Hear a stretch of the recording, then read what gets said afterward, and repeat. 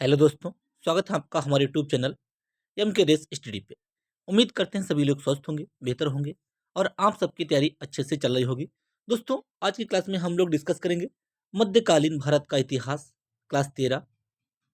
और हम लोग आरआरबी एनटीपीसी 2025 के लिए प्रीवियस ईयर क्वेश्चन की श्रृंखला कंप्लीट कर रहे हैं। और यहाँ पे हम लोग youth competition times RRB 2024 new TCS pattern सामान्य जानकारी इस बुक का सोल्यूशन कंप्लीट कर रहे हैं। तो शुरू करते हैं दोस्तों, बिना देरी किए आज की क्लास।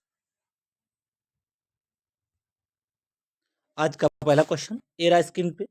आज हमारे टॉपिक की शुरुआत जो है वो औरंगजेब से होगी।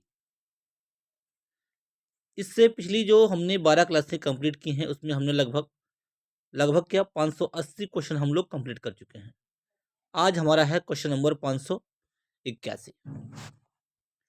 देखते हैं क्या दिया है। क्वेश्चन नंबर 581, औरंगजेब के संबंध में निम्नलिखित में से कौन सा कथन गलत है? उसे आलमगीर के नाम से भी जाना जाता था। बिल्कुल करेक्ट बात है, ये सही है।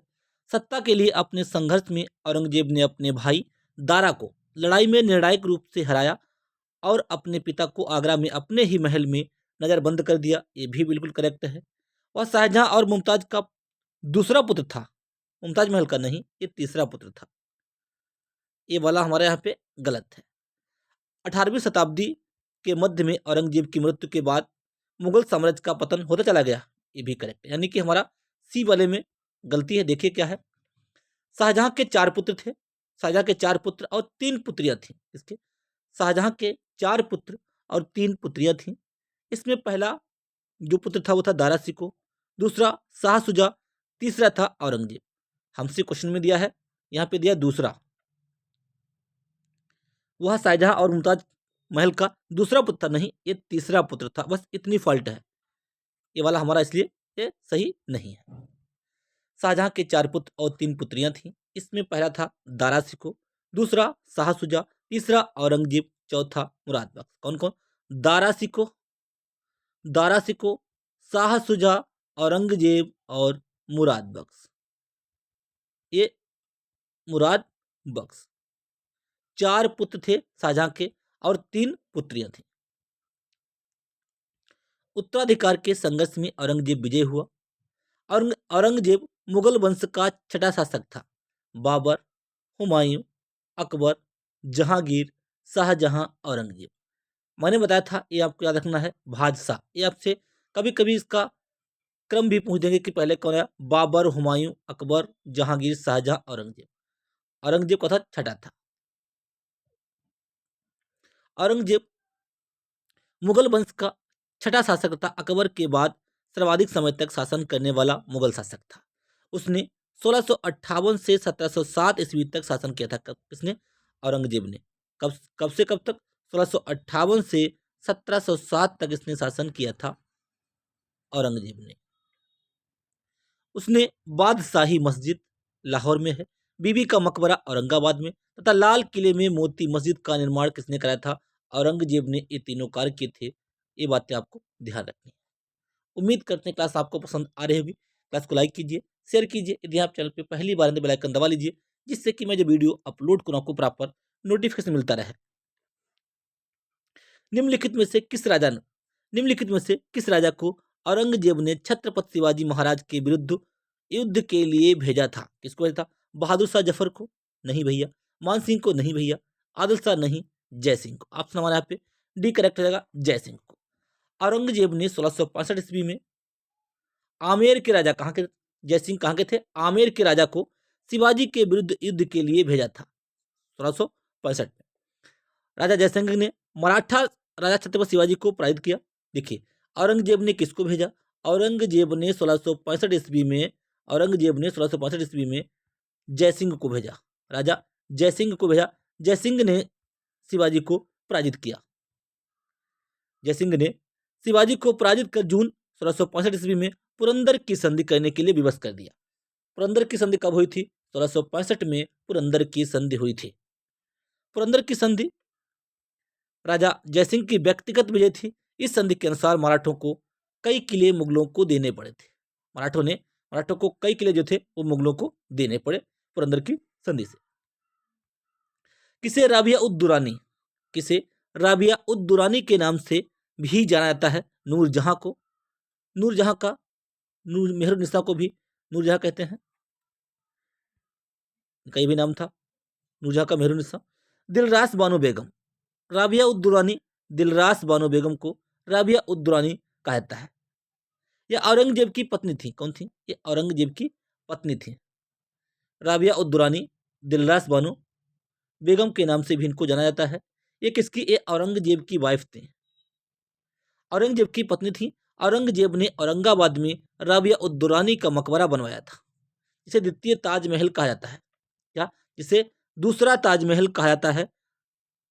इसे बीबी का मकबरा भी कहा जाता है, बीबी का मकबरा औरंगाबाद, याद रखिएगा। अगला क्वेश्चन देखते हैं। क्वेश्चन नंबर हमारा है नेक्स्ट 584। भारतीय इतिहास में किसे आलमगीर के नाम से जाना था? शुरुआत मैंने बताया था, आलमगीर के नाम से औरंगजेब को जाना जाता है। औरंगजेब को बाबर मुगल वंश का संस्थापक था। बाबर 1526 में इसने पानीपत के प्रथम युद्ध में इब्राहिम लोदी को हराया था। वहीं से इसने मुगल वंश की नींव रखी थी। आलमगीर के नाम से जाना जाता है औरंगजेब को। भारतीय इतिहास में औरंगजेब को आलमगीर के नाम से जाना जाता था। इसका जन्म 1618 ईस्वी में दोहद उज्जैन में हुआ था। कहाँ पे? औरंगजेब का जन्म कहाँ हुआ था? मध्य प्रदेश के उज्जैन में हुआ था। इसके पिता शाहजहां तथा माता मुमताज महल थी। मुगल काल में सबसे बड़ा साम्राज्य औरंगजेब का था। इसे आलमगीर जिंदा पीर की आदि की उपाधि दी गई थी। जिंदा पीर किसे कहा जाता था? जिंदा पीर, जिंदा पीर भैया औरंगजेब को कहा जाता था। मुगल सम्राट ने आलमगीर शीर्षक अपनाया था किसने? देखिए कितनी बार औरंगजेब ने। ऑप्शन हमारा ए करेक्ट रहेगा। आरआरबी ग्रुप डी में एक क्वेश्चन पूछा गया शिफ्ट थर्ड में 26/9/2018 में। औरंगजेब की मृत्यु के बाद, औरंगजेब की मृत्यु कब हुई थी? 1707 में औरंगजेब की मृत्यु हुई थी। कब? 1707 में। 1707 में औरंगजेब की मृत्यु के बाद भारत के विभिन्न हिस्सों में मुगल प्रशासकों के तहत कई क्षेत्रीय साम्राज्य सत्ता में आया। 1707 ऑप्शन हमारा यहाँ पे डी करेक्ट रहेगा। 1707 ईस्वी में औरंगजेब की मृत्यु के बाद भारत के विभिन्न हिस्सों में मुगल प्रशासकों के तहत कई क्षेत्रीय साम्राज्य सत्ता में आए, जिसके कारण 18वीं शताब्दी ईस्वी में साम्राज्य ने पर्सिया के नादिर शाह, कहाँ के? पर्सिया के नादिर शाह और अफगानिस्तान के अहमद शाह अब्दाली जैसे हमलावरों का आक्रमण देखा। औरंगजेब की मृत्यु के बाद उसके उत्तराधिकारी अयोग्य और निर्बल साबित हुए। जब औरंगजेब की मृत्यु हो गई, जो उसके उत्तराधिकारी थे वो अयोग्य थे, यानी कि वो योग्य नहीं थे और निर्बल थे। उनमें पर्याप्त बल नहीं था। इस समय बंगाल में मुर्शिद कुली खां, अवध में सादत खां तथा हैदराबाद में निजाम उल मुल्क ने खुद को स्वतंत्र घोषित कर दिया था। ये पॉइंट आपको ध्यान रखना है। अब हम देखते हैं उत्तरवर्ती मुगल शासक। क्वेश्चन नंबर हमारा है 587। भारत का अंतिम मुगल शासक कौन था? बहादुर शाह जफर। कौन था? बहादुर शाह जफर या बहादुर शाह द्वितीय। ऑप्शन हमारे यहाँ पे डी करेक्ट रहेगा। बहादुर शाह द्वितीय जन्म 24 अक्टूबर 1775 ईस्वी, मृत्यु 7 नवंबर 1862 ईस्वी में।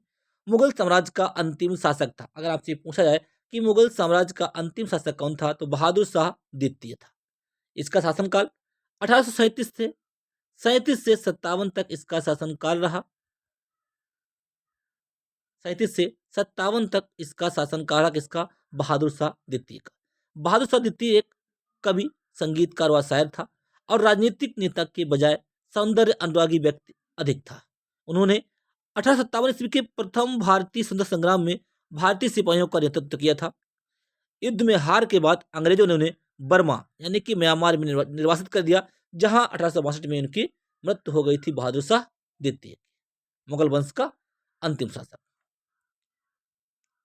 किस मुगल सम्राट को अंग्रेजों ने रंगून भेज दिया था? अभी हमने थ्योरी में डिस्कस किया, बहादुर शाह जफर को। बहादुर शाह द्वितीय या बहादुर शाह जफर को किसने? अंग्रेजों ने रंगून भेज दिया था बर्मा। वहां उनकी 1862 में मृत्यु हो गई थी। अगला क्वेश्चन देखते हैं। क्वेश्चन नंबर 500 है हमारा 89। भारत से मयूर सिंहासन कौन लेकर गया था? नादिर शाह। कौन? नादिर शाह जो है भारत से मयूर सिंहासन लेकर गया था। नादिर शाह ईरान का नेपोलियन, नादिर शाह ईरान का नेपोलियन फारस का एक शासक था। इसने मुगल शासक मोहम्मद शाह के शासनकाल में 1739 ईस्वी में आक्रमण किया था।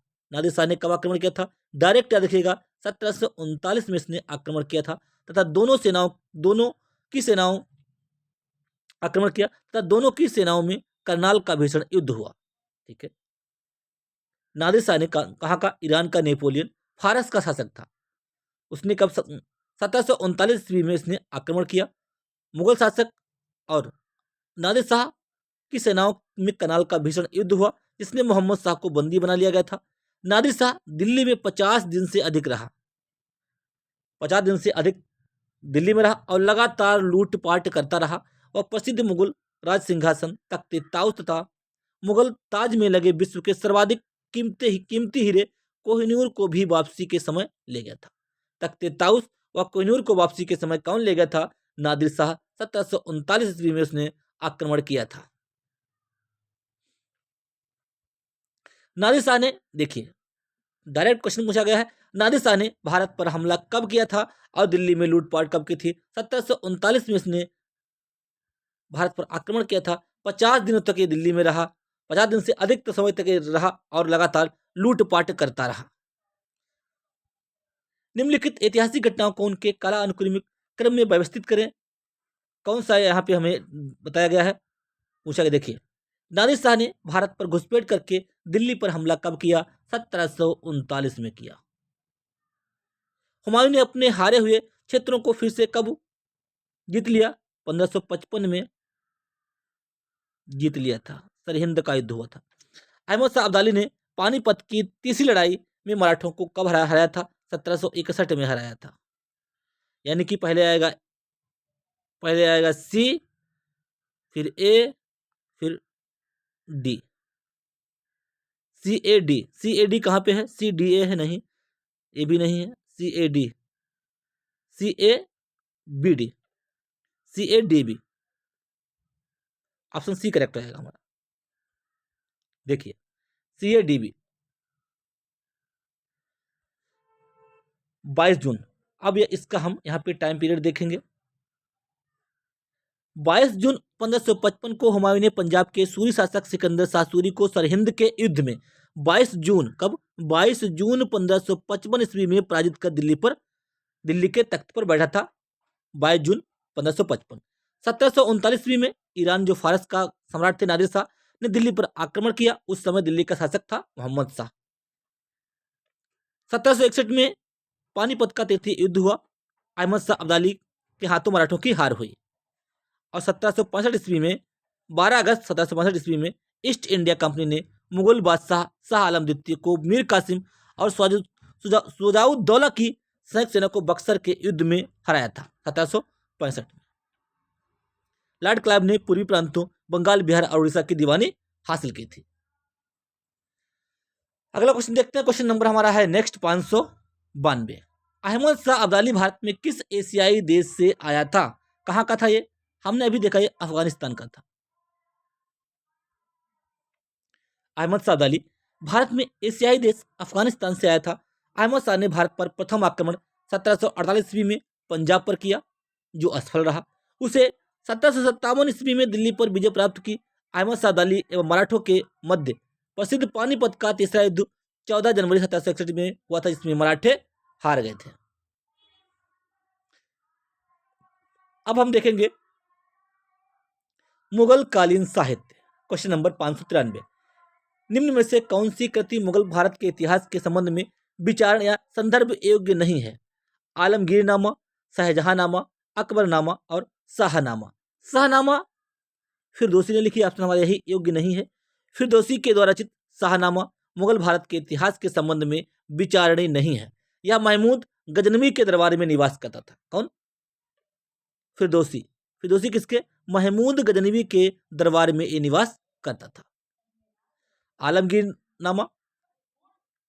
आलमगीरनामा मिर्जा मोहम्मद काजिम ने लिखी है।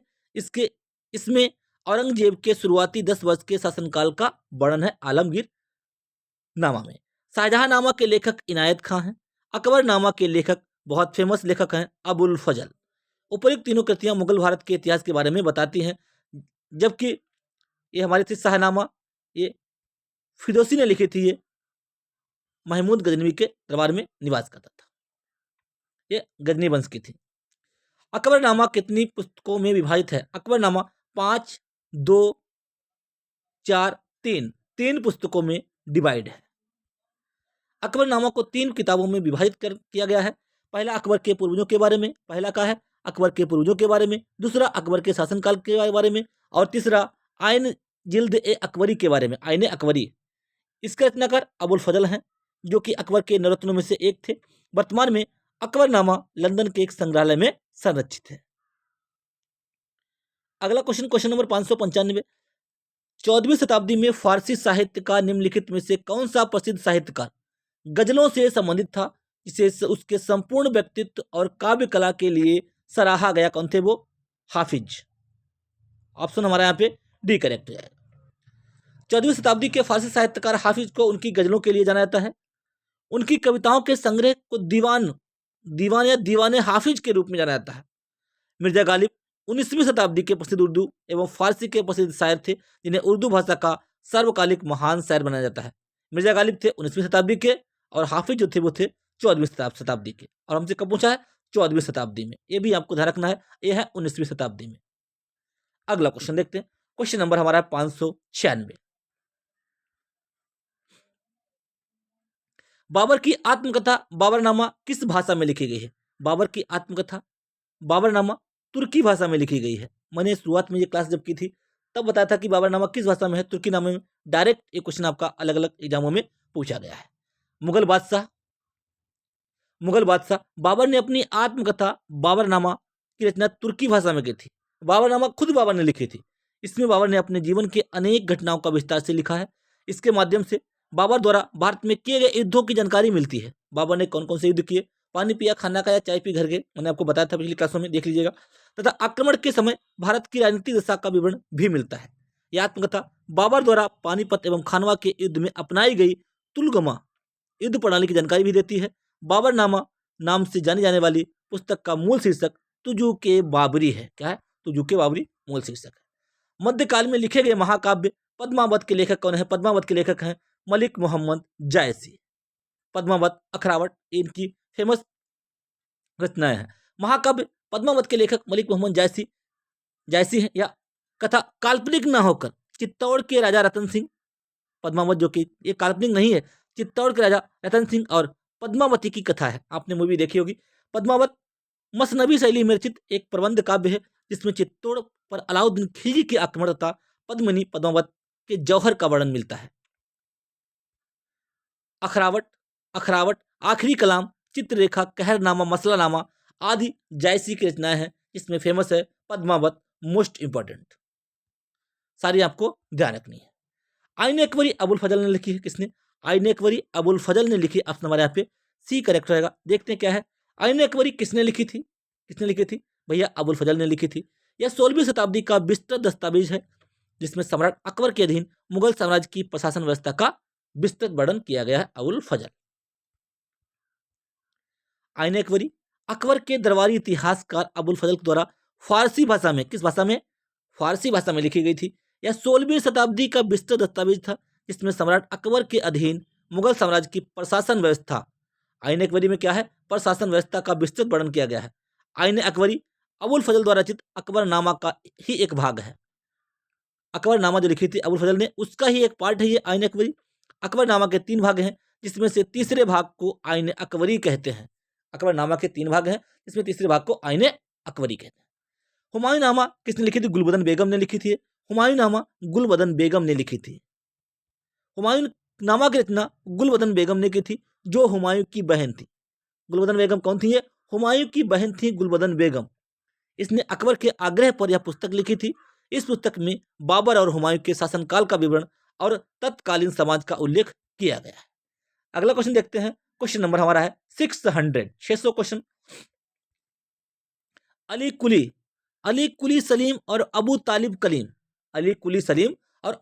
कलीम के शासनकाल के दौरान महत्वपूर्ण कवि कौन थे? जब इनका टाइम पीरियड था तो उस टाइम महान कवि कौन थे? शाहजहां थे। अली कुली सलीम और अबू तालिब कलीम किसके शासनकाल के दौरान महत्वपूर्ण कवि थे? ये शाहजहां के शासनकाल के दौरान महत्वपूर्ण कवि थे।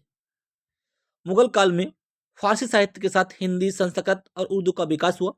मुगल शासक शाहजहां के शासनकाल के दौरान कवि अली कुली सलीम सलीम और तालिब सलीम और तालिब कलीम थे। सम्राट अकबर के समय कवि फैजी, अब्दुल फजल, तुलसीदास तथा रसखान जैसे कवि थे। जहांगीर के समय जहांगीर के समय कौन कौन थे? सूरदास, बिहारी, केशवदास, नकीब खां, मुतमिद खां या नियामतुल्ला थे। जबकि औरंगजेब ने इतिहास के लेखन में प्रतिबंध लगा दिया था, फिर भी उसके समय के कवि मिर्जा मोहम्मद थे। याद रखिएगा। मध्यकालीन भारत के दौरान लिखी गई किताब गीत गोविंद के लेखक कौन है? गीत गोविंदम के लेखक हैं जयदेव। जयदेव ने गीत गोविंद और रति मंजरी लिखी है। तुलसीदास ने रामचरितमानस, दोहावली, गीतावली, विनय पत्रिका, कबीरदास बीजक, साखी, शब्द रमेनी, मीराबाई गीत गोविंद, टीका, राग गोविंद मीराबाई ने लिखा है। मध्यकाल में भारत में आने वाले यात्रियों ने अपनी जीवनी लिखी और दरबारी कवियों ने अपने राजाओं की प्रशंसा के लिए कविताएं लिखी। इन साहित्य स्रोतों को क्या कहा जाता था? इन साहित्य जो स्रोत थे इनको इतिवृत्त कहा, क्या कहते हैं? इतिवृत्त। ऑप्शन हमारे यहाँ पे बी करेक्ट है। मध्यकाल में यात्रियों द्वारा लिखी गई जीवनी और कविताओं को इतिवृत्त की श्रेणी में रखा गया जाता था। अब हम देखेंगे मुगल कालीन स्थापत्य एवं चित्रकला, art and architecture in Mughal period. Gol Gumbaz कहाँ है? गोल गुंबज है मेरे भैया बीजापुर में। बीजापुर कर्नाटक में पड़ता है। किसने बनवाया था गोल गुंबज? मोहम्मद आदिल शाह का मकबरा है। या किसने बनाया था? कुतुब अली शाह ने बनवाया था।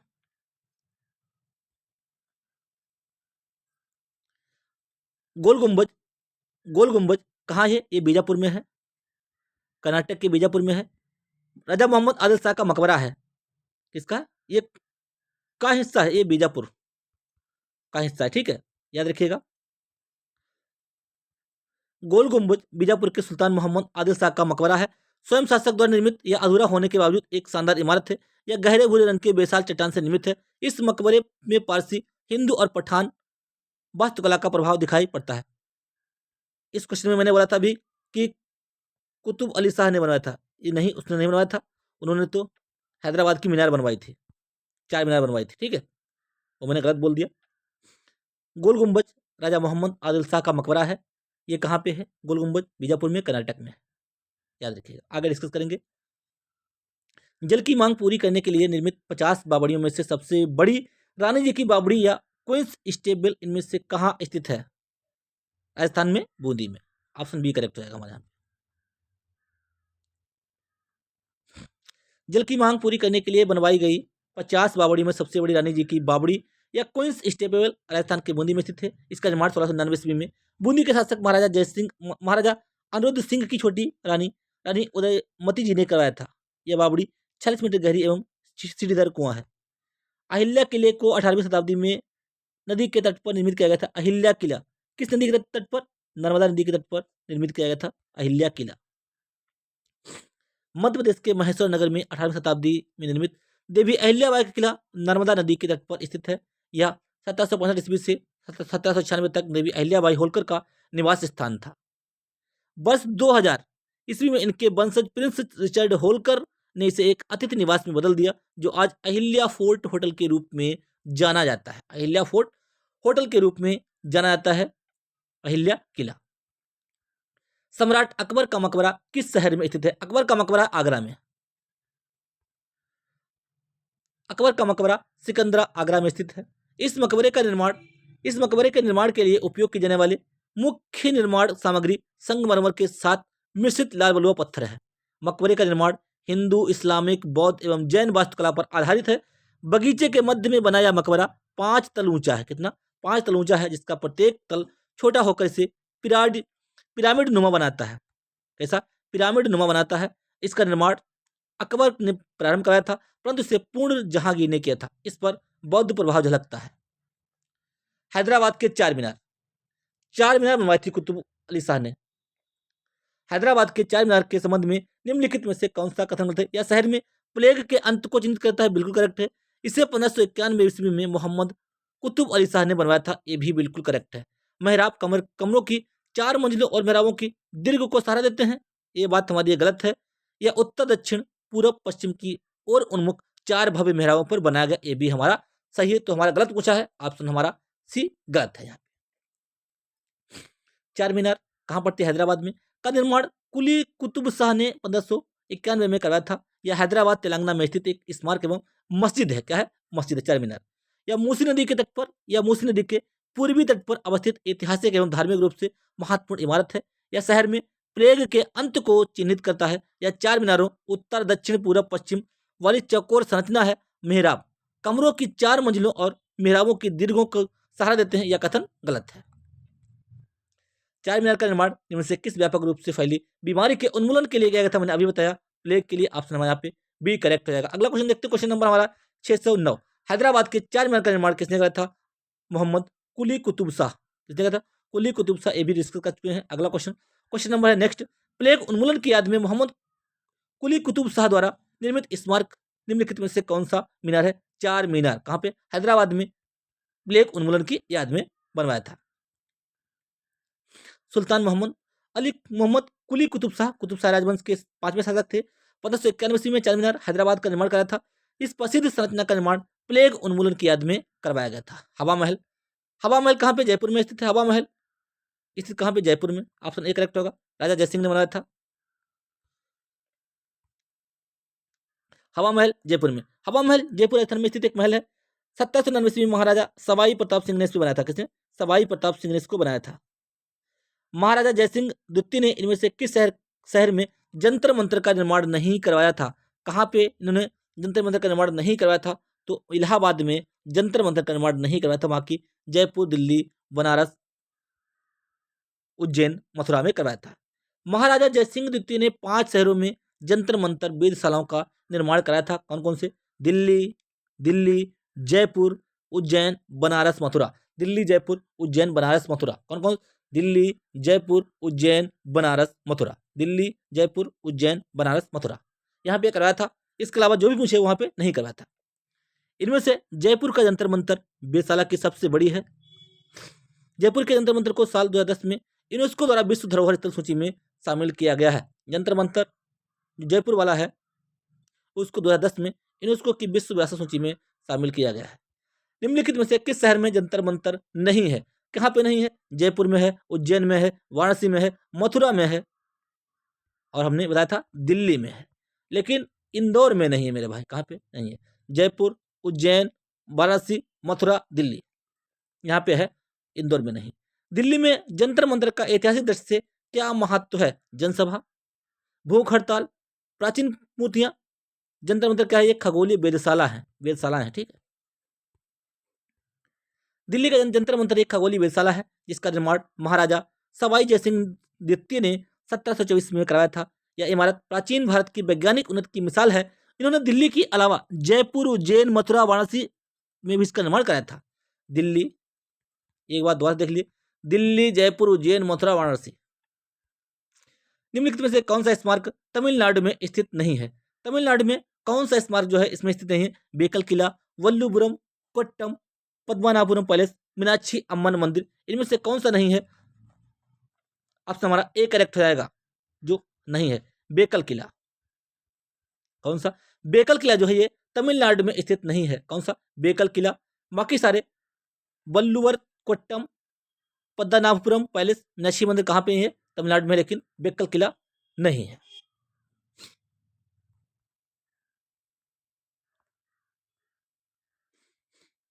चाबी की कुंडी जैसी आकृति के लिए मशहूर कैसी? चाबी की कुंडी कैसी? चाबी की कुंडी जैसी आकृति के लिए मशहूर बेकल किला। बेकल किला कासरगोड, केरल में स्थित सबसे पुराना किला है। कहाँ पे है? ये केरल में है, तमिलनाडु में नहीं। इसका निर्माण 1650 ईस्वी में केलड़ी के शिवप्पा नायक द्वारा कराया गया था। समुद्र तल से 130 फीट की ऊंचाई पर स्थित यह किला अपनी वास्तुकला और बेजोड़ सुंदरता के लिए विश्व फेमस है। किले के पास ही अंजनेय मंदिर स्थित है। कौन सा? इस किले के पास में अंजनेय मंदिर स्थित है जो मखराले से बनी थय्यम देवी की मूर्तियों के लिए फेमस है। थय्यम डांस होता है ये कहाँ पे? केरल में। जबकि अन्य तीनों विकल्प वल्लूर कोट्टम, पद्मनाभपुरम पैलेस, मीनाक्षी अम्मन मंदिर कहाँ पे है? तमिलनाडु राज्य में स्थित है। किला मुबारक स्मारक कहाँ स्थित है? किला मुबारक स्मारक कहाँ पे स्थित है? आरआरबी एनटीपीसी 8/4 2021 सेकंड में स्टेज फर्स्ट में क्वेश्चन पूछा गया।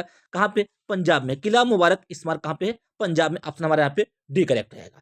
किला मुबारक पंजाब के बठिंडा में बना है। कहाँ पे? बठिंडा में बना है। इस किले का निर्माण लगभग 90 से 110 ईस्वी में हुआ प्रतीत होता है। यह ईंट का सबसे पुराना और ऊंचा किला कैसा? यह ईंट का सबसे पुराना और ऊंचा किला है। इस किले में पहली महिला सचका राजा सुल्तान, पहली महिला सचका कौन थी? राजा सुल्तान को उसके ही गवर्नर अल्तुनिया ने कैद कर लिया था। इस किले की बनावट में कुषाण काल की सामग्री का उपयोग किया गया था। किला मुबारक पंजाब बठिंडा में किसमें? अल्तुनिया ने इसको राजा सुल्तान को कैद कर लिया था, बाद में शादी करी थी उससे। शेख सलीम चिश्ती का मकबरा कहाँ पे? शेख सलीम चिश्ती का मकबरा फतेहपुर सीकरी में मेरे भाई है। ऑप्शन हमारे यहाँ पे सी करेक्ट हो जाएगा। शेख सलीम चिश्ती का मकबरा फतेहपुर सीकरी आगरा में पड़ता है। भारत में चिश्ती संप्रदाय सबसे अधिक लोकप्रिय और फेमस हुआ। भारत में चिश्ती परंपरा के प्रथम संत शेख उस्मान के शिष्य ख्वाजा मोइनुद्दीन चिश्ती अजमेर। हाँ, ये 1192 ईस्वी में मोहम्मद गौरी के साथ भारत गए थे तथा चिश्तिया परंपरा की नींव रखी थी। मुगल शासक अकबर शेख सलीम चिश्ती के प्रति आदर भाव रखता था तथा अपने पुत्र जहांगीर को उनका ही आशीर्वाद समझता था। अगला क्वेश्चन, क्वेश्चन 618, निम्नलिखित में से कौन अकबर के दरबार में सर्वोत्तम हस्तलिपिकारों में से एक था जिसे जरी कलम गोल्डन पेन की उपाधि से सम्मानित किया गया था? गोल्डन पेन की उपाधि से मोहम्मद हुसैन को। किसको? गोल्डन पेन, जरी कलम या गोल्डन पेन की उपाधि से किसे सम्मानित किया गया था? मोहम्मद हुसैन को सम्मानित किया गया था। ऑप्शन हमारा डी करेक्ट हो जाएगा। मोहम्मद हुसैन अकबर के दरबार में सर्वोत्तम हस्तलिपिकारों में से एक था।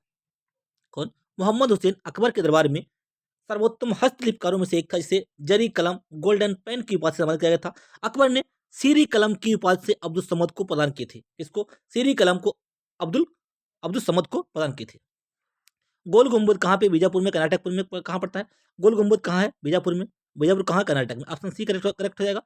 गोल गुंबद बीजापुर कर्नाटक में स्थित है। गोल गुंबद मोहम्मद आदिल शाह, देखिए गोल गुंबद किसका? मोहम्मद आदिल शाह का मकबरा है। यह मकबरा गोल गुंबज या गोल घूमट के नाम से जाना जाता है। गोल गुंबद का निर्माण 1626 से 1656 ईस्वी के मध्य हुआ था। गोल गुंबद भारत का सबसे बड़ा तथा विश्व का दूसरा सबसे बड़ा गुंबद है। निम्न में से कौन फतेहपुर सीकरी में एक ऐतिहासिक स्मारक नहीं है? बुलंद दरवाजा कहाँ पे है? फतेहपुर सीकरी में। इबादत खाना कहाँ है? फतेहपुर सीकरी में है। पंचमहल कहाँ है? फतेहपुर सीकरी में है। लेकिन गोल गुंबद नहीं है। गोल गुंबद कहाँ पे है? कर्नाटक में है, बीजापुर में।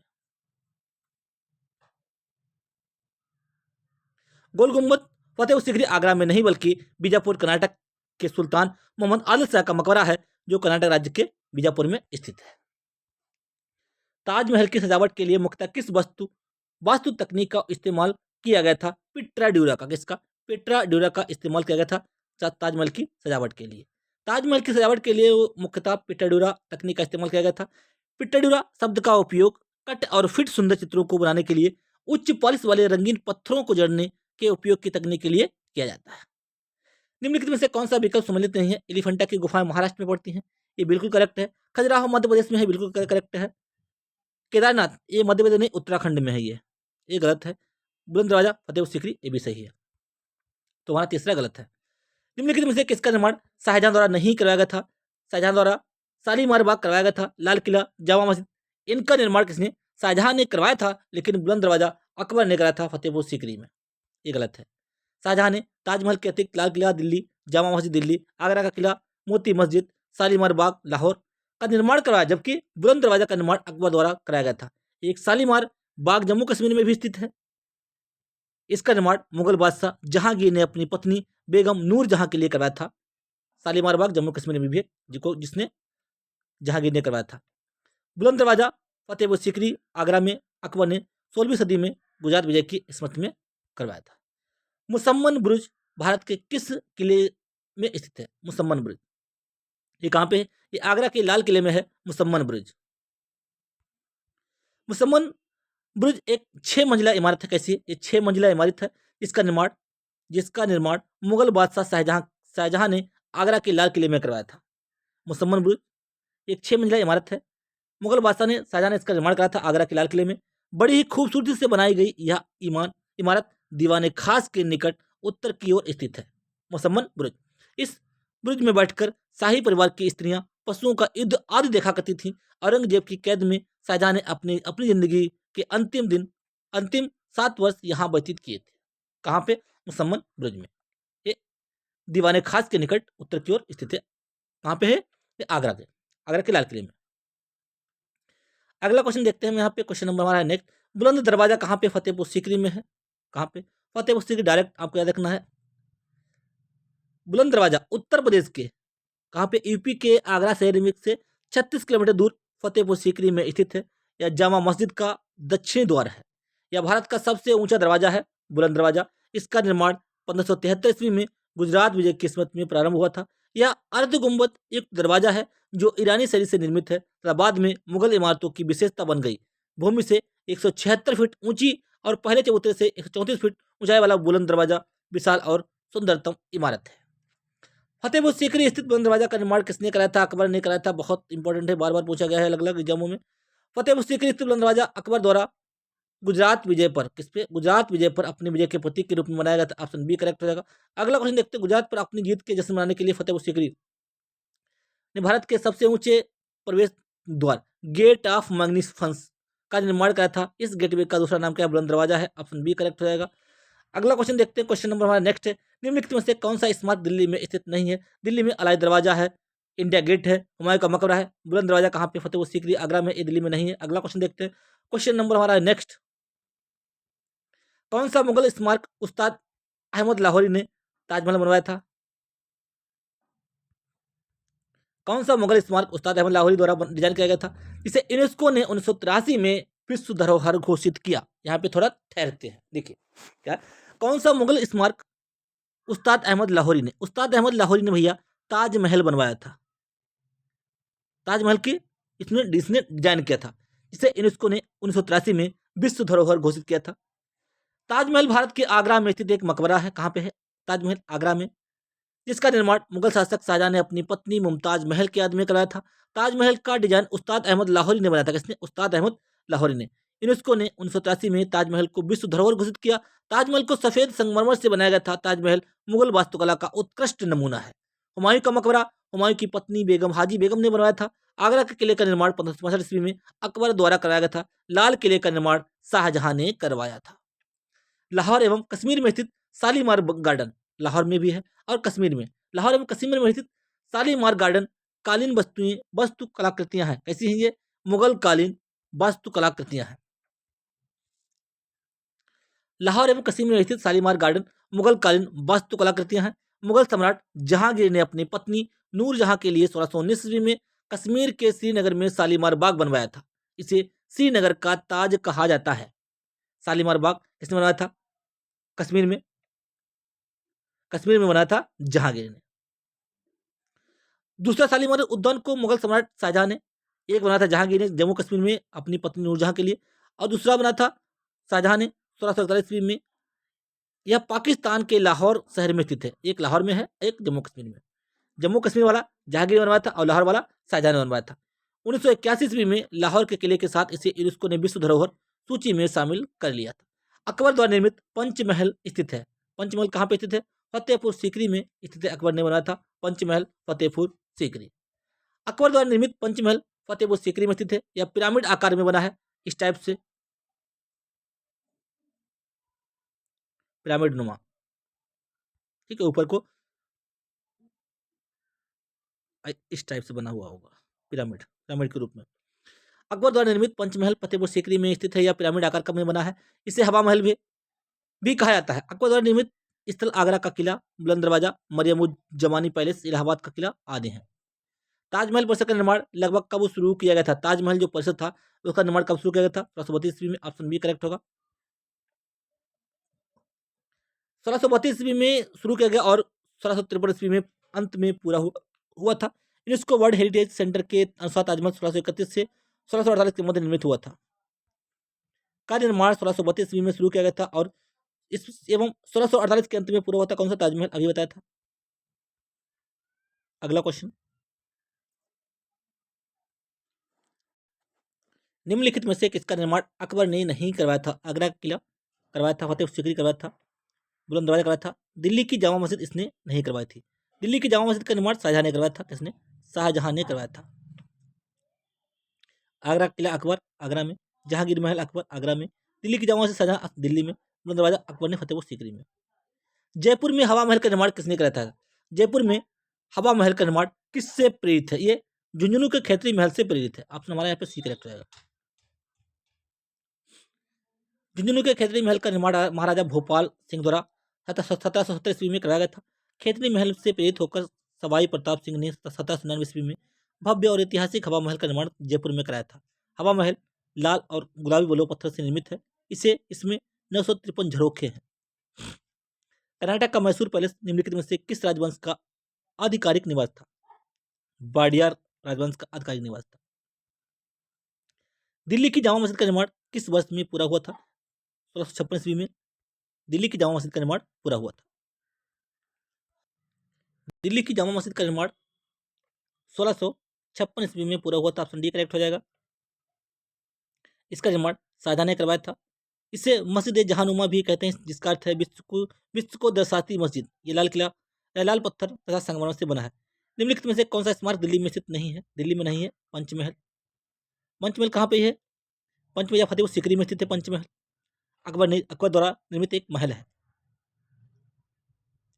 कुतुब मीनार दिल्ली में स्थित है। कुतुब मीनार दिल्ली में स्थित है। दिल्ली के प्रथम मुस्लिम शासक कुतुबुद्दीन ऐबक ने 1193 ईस्वी में रखी थी। इसे पूर्ण इल्तुतमिश द्वारा करवाया गया था। फिर उस तुगलक ने इसकी क्षतिग्रस्त हो गई चौथी मंजिल तथा पांचवी अंतिम मंजिल बनवाई। देखिए कुतुब मीनार कहाँ पे है? दिल्ली में है। कुतुबुद्दीन ऐबक ने इसकी नींव रखी थी। इल्तुतमिश ने इसे बनवाया था बाद में। और चौथी और पांचवी मंजिल जो नष्ट हो गई थी जब, तो उसमें उससे अंतिम मंजिल बनवाई थी फिरोज शाह तुगलक ने। ये भी याद रखिएगा। अग्रसेन की बावड़ी भारत की राजधानी दिल्ली में स्थित है। या एक सीढ़ीनुमा कुआं है जिसे महाराजा अग्रसेन के द्वारा 14वीं शताब्दी में बनवाया गया था। लाल किला दिल्ली में स्थित लाल बलुआ पत्थर से बनी एक ऐतिहासिक इमारत है। इसका निर्माण मुगल शासक शाहजहां ने करवाया था। यह किला यमुना नदी के तट पर किस पे? यमुना नदी के तट पर स्थित है। 2007 में इसमें यूनेस्को द्वारा इसे विश्व धरोहर स्थल सूची में चयनित किया गया है। आगरा का लाल किला किस मुगल सम्राट द्वारा बनवाया गया था? आगरा का लाल किला किसने बनवाया था? अकबर ने बनवाया था आगरा का लाल किला।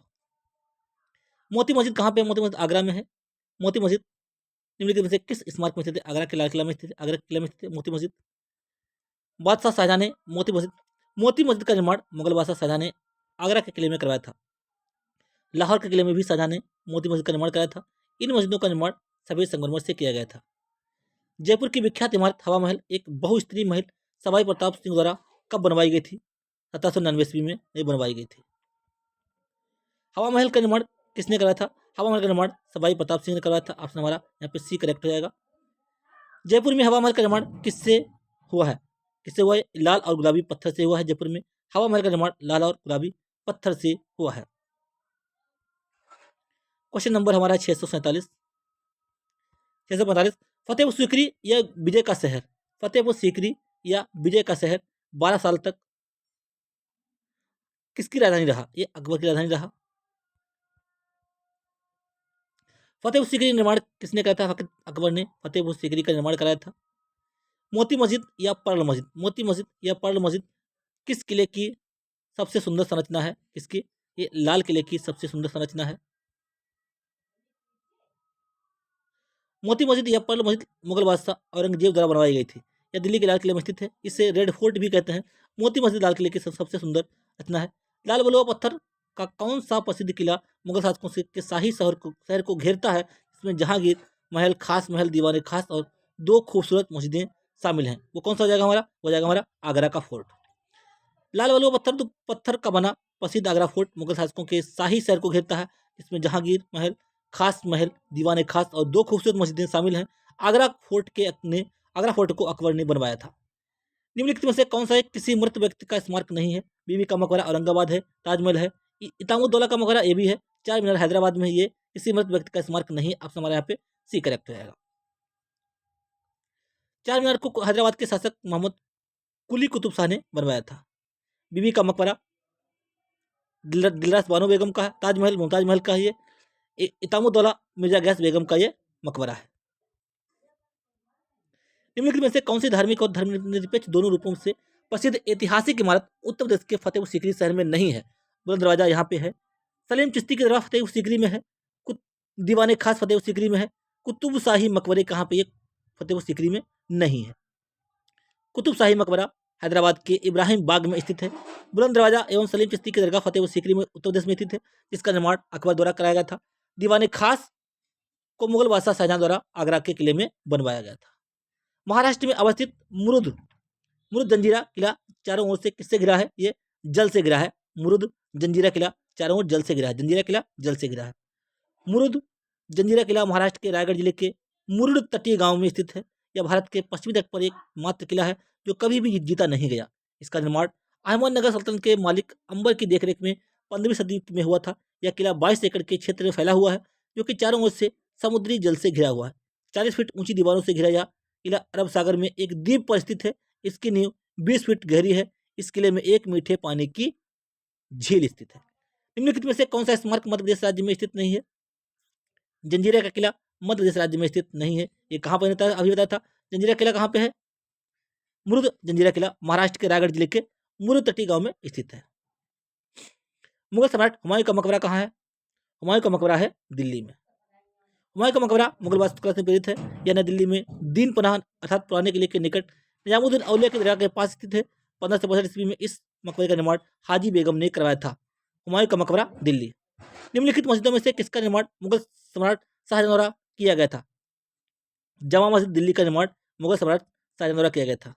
बादशाही मस्जिद लाहौर, इसका निर्माण किसने कराया था?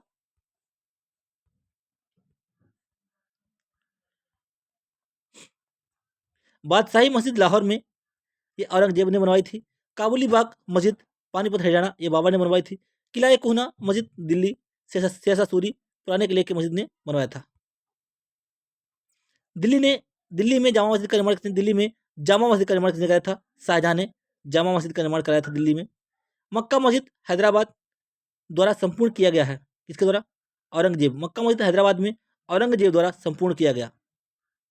मक्का मस्जिद हैदराबाद में स्थित एक ऐतिहासिक मस्जिद थी। यह भारत का सबसे पुराना और बड़ा मस्जिद है।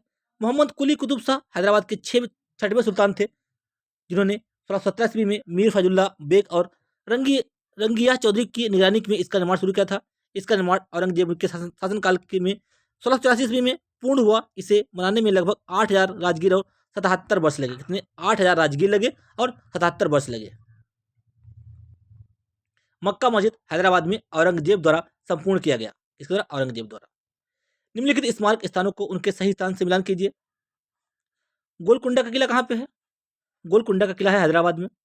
गोलकुंडा किला हैदराबाद। बुलंद दरवाजा फतेहपुर सीकरी। हुमायूं का मकबरा दिल्ली। रानी की बाग पाटन गुजरात। सब सही है ये, सब सही सम्मिलित हैं। दिल्ली की जामा मस्जिद किस भारतीय बादशाह के दिल्ली की जामा मस्जिद किस भारतीय बादशाह के शासनकाल में बनाई गई थी? शाहजहां के। ऑप्शन डी करेक्ट रहेगा।